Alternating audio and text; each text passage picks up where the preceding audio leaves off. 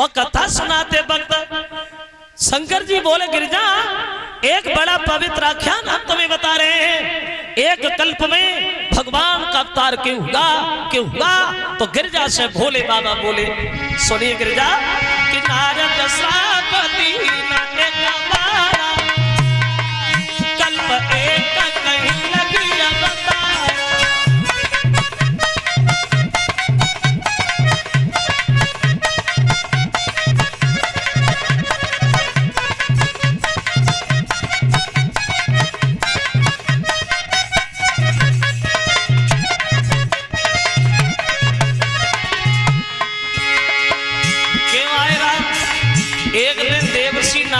भगवान को श्राप दिया। तो गिरिजा ने सुना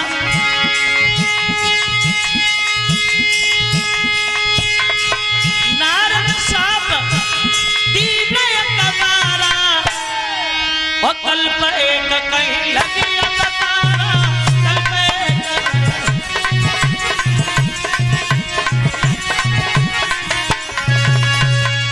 एक कल्प में अवतार इसलिए हुआ क्योंकि नारद ने भगवान को श्राप दिया था।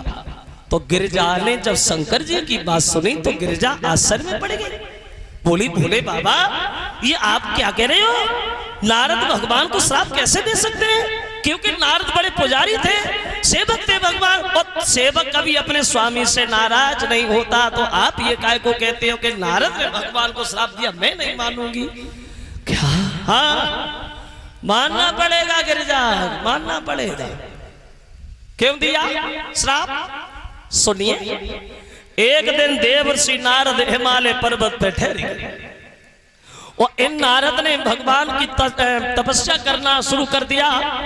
और ऐसी वैसी तपस्या नहीं की नारद ने, बहुत कठिन तपस्या की भगवान की। जिन नारद की तपस्या को निहार करके देवताओं का राजा इंद्र भी घबरा गया। और एक बात हम आपको और बताएं, ये इंद्र किसी की तपस्या को देख करके डर क्यों जाता था, घबरा क्यों जाता था? इस इंद्र को इसका डर रहता था, पहले इंद्र का कोई टिकाऊ नाम थोड़ी था। इंद्र नाम की एक पदवी थी। पदवी जैसे आजकल पद होता है प्रधान का, प्रधानमंत्री का, एमएलए एमपी का, मुख्यमंत्री का, ऐसी पहले पद हुआ करता। पहले ये वोट नहीं पढ़ते थे जैसे आजकल वोट पढ़ते। पहले जो तपस्या में सफल हो जाता था वही उठा करके देवताओं का राजा इंद्र बन जाता था, उसे ही बनाया जाता था जो तपस्या पूरी कर लेता था। और इंद्र को इसलिए डर रहता था कहीं हमारी ये कुर्सी ना निकल जाए, कहीं हमारी ये सीट ना निकल जाए। और जब कुर्सी की आस से खींचातानी थोड़ी रही है, बहुत दिन पहले से रही है। जब कुर्सी जितनी बैठे हुए में ना टूट रही उतनी जब खींचातानी में टूट रही है। वो अपनी तरफ खींच रहा, वो अपनी तरफ खींच रहा, कैसे निकले सीट निकले।